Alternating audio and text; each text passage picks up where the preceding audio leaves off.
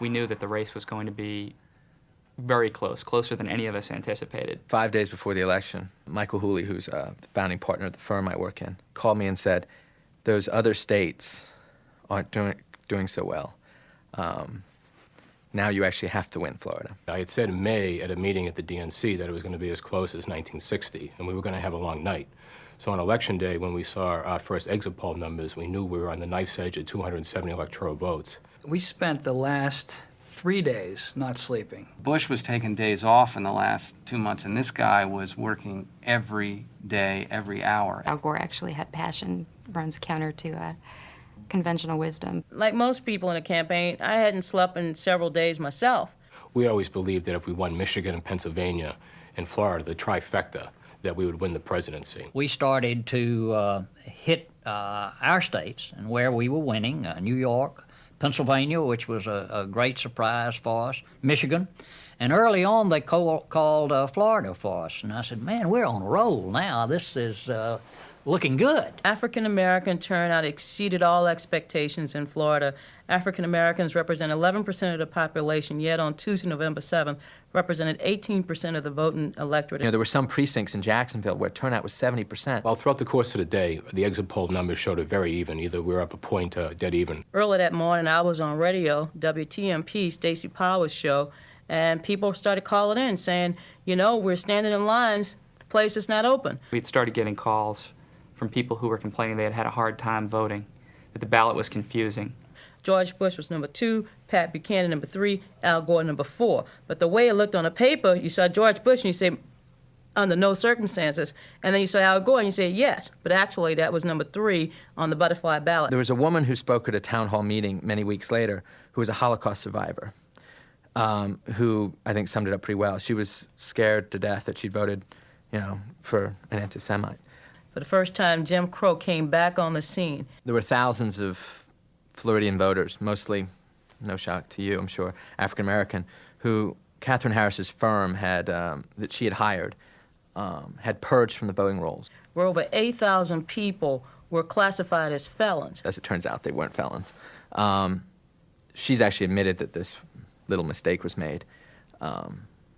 Oh, by the way, the firm was from Texas. Well, Jeb Crow Bush and Catherine Crow Harris designed ballots that people couldn't understand, long voting lines, malfunctioning voting machines, all types of games went on Tuesday, November 7th. The networks put Florida back in the undecided column. This was well after midnight Eastern time, probably close to 1 in the morning. The networks who had reversed their position on Florida then started to call the election for Bush. They said the lead's 50,000 votes in Florida, and they called it for Bush. And then called the election for Bush. They had the graphics all ready to go, the profile, the waving flag.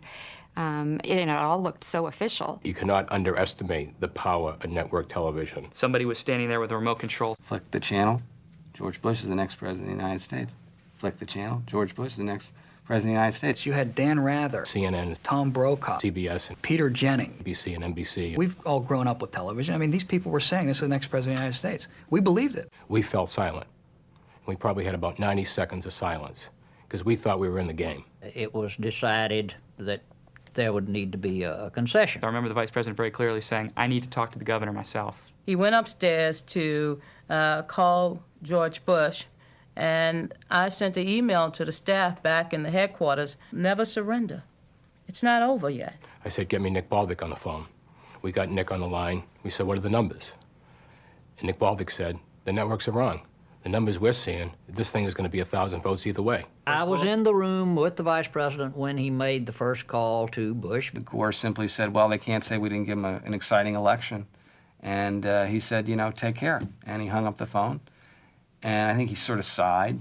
And then he said, you know, let's go. Then they show the limo, the motorcade, start driving towards War Memorial, I think it was, in Nashville. And we're on the phone with Nashville saying, what the hell's going on? Where's he going? This thing's too close. He can't concede. The Secret Service agent in my car turned to me and started offering his condolences to me. I remember thinking that I really didn't want to deal with that right now, so I just sort of stared out the window at the rain. Reporters are the chattiest people you will ever put in a motorcade van, and it was deadly quiet. total silence. I started to pray. Everybody's, pretty devastated. Nobody was talking in our van. Not one word was spoken by anyone in the vehicle. Like a funeral procession? Yeah, you got it, pal. We got a couple more calls from Nashville. And we said, look, we're sticking by our earlier prediction. This thing is coming down to a razor-thin margin. At that point, I placed a couple of calls to try to get a hold of a couple of the senior staff people. Couldn't get through to anybody. And about 3 or 4 blocks before we got to the War Memorial, my pager went off. It was a call holding at the White House switchboard from Michael Hooley. There was always one surefire way to get through to White House aides, and it's through the White House signal operator. It's a military operation that pages people. We obviously got finally through White House signal to Michael Feldman, who was traveling in the motorcade about to enter into the War Memorial. The White House operator connected the two of us, I asked him, "Where are you guys?" and I said, we're pulling up to the War Memorial. I asked why. He said, "Well, we're about to concede. He said, this thing is 6,000 votes. This is an automatic recount." He said, "Well, we lost the election." I said, "We haven't lost the election. In fact, we may win the election." As we were coming to a stop, Michael was on the cell phone telling me. He said, "You can't concede. You can't go out on stage." Gore's head right now is, let's get it over with. He was walking faster than usual. I had to sort of fight through this sea of Secret Service agents and family members and other staff people who were at the War Memorial. He's about a quarter of the way down the hallway when I finally catch him. And I say to the Vice President, "Sir, we need to go to hold." And he looks at me and just gives me a grimace and says, "I'm not going to hold, I'm going to the stage." I pull up next to him again and tap him on the shoulder and said, "Sir, we have to go to hold." And he turned to me and he said, "I just talked to the governor. I told him I was going to go out and speak. He's waiting on me. I'm going to the stage." At this point, he's close to the stairs and he's still walking fast. And I ran out of options. And so what I did was I just got in front of him and I stood in front of the stairs, facing him. And I said, "Sir, we have to go to hold. It'll take 5 minutes. Everything will be fine." The family was all pouring into this holding room. While I was on the phone, we were getting updates, and it was dropping to 6,000 to 5,000. Daley actually put his arm around the vice president and about 3 or 4 feet from me and whispered that this thing was now 6,000 votes. And at that point, I had Michael on the phone. By the time the vice president walked in the room, it was down to 600 votes. I just remember very vividly him saying, "Really? Somebody said, "Well, what do we do now?" There's no way he could go out and concede the election." He had to call Bush back. He got him on the phone and said, "Governor, things are not as we thought they were." The governor on the other end explained that, well, my brother, the governor, says. Gore said, "Well, I don't think your little brother has the final say in this." Bush said something probably not too agreeable. And that's when he delivered the famous line, "Well, you don't have to get snippy about it." Well, you don't have to get snippy about this. And everybody in the room just broke up. He hung up the phone. And when he did, the whole room just burst into shouts. High-fiving. Screaming, basically.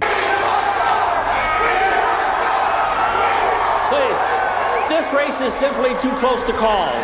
And until the results of Florida become official, our campaign continues. Probably from the time we reached out to the time we got the vice president into the hold, it was about 10 minutes. About 10 minutes. The fact that the networks called it for Bush that night and Vice President Gore called and conceded was a negative for the whole recount. Because in the minds of the American people, he was the president-elect, and Al Gore was, a spoiler. I was proud that he fought. I was proud that he stood for principle of every vote must be counted. When we got the really big Florida Supreme Court win where they said you had to start the recount, we all went out and, drank a bunch of champagne, and then the next day, the U.S. Supreme Court stopped the count. If you go to when the Supreme Court shut us down, we were down by 154 votes. Obviously, it was a 5-4 decision. The election was decided 5-4. In the Supreme Court.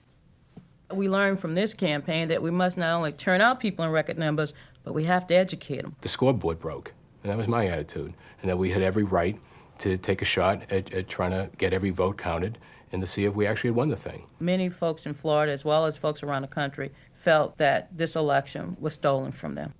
So it was rigged. We got screwed.